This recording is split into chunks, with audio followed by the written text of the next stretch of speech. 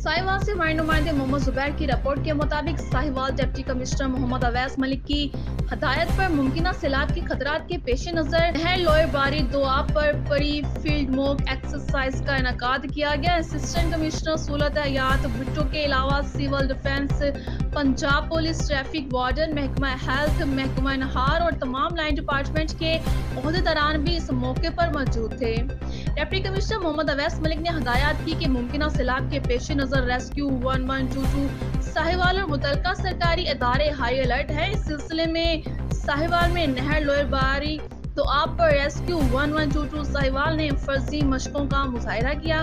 इस दौरान रेस्क्यू के जवानों ने सैलाब में फंसे और डूबते हुए अफराद को इब्तिदाई तिब्बी इमदाद देते हुए अस्पताल मुंतकिल करने की सलाहियतों का अमली मुजाहिरा भी किया। इस मौके पर सैलाब के हवाले से रेस्क्यू और दीगर अदारों के इस्तेदादकार और साजो सामान के स्टॉल्स भी लगाए गए।